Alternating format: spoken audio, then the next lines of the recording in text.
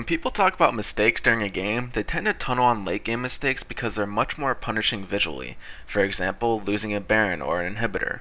However, it's important to keep in mind that what happens in the early game decides what happens in the mid to late game.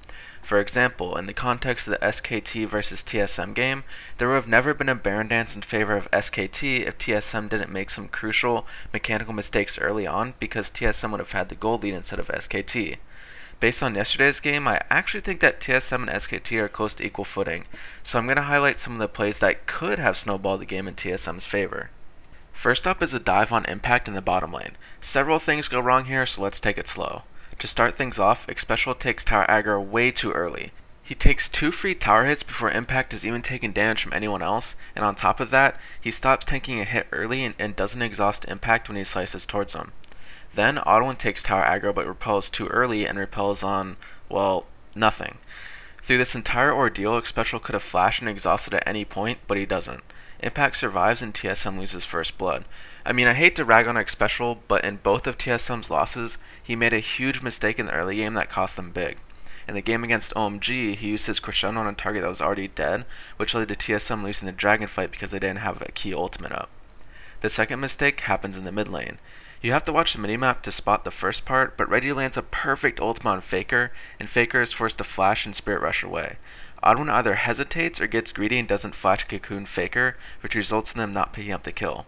If you recall from my analysis video on Meteos, when Meteos ganked Scar, he didn't hesitate to use his flash to secure the cocoon. Had Audwin done the same here, Reggie could have picked up first blood and snowballed his advantage in the mid lane or gone top to help Dyrus.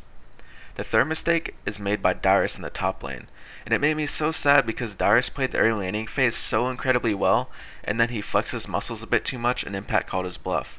Despite Bengi hanging out in the top lane for what seemed like forever, Dyrus managed to survive perfectly, but then he makes an uncharacteristic mistake. TSM pings out that Bengi is in their top jungle, but when Dyrus gets the hit confirmed from his harpoon in the brush, he face checks the brush and finds 2. Okay, bad move, but he gets it with his flash. Then he turns around and tries to get some extra damage on Impact. Impact calls his bluff, slices towards him, stuns him up, Bengi flashes in to help, and Impact picks up first blood.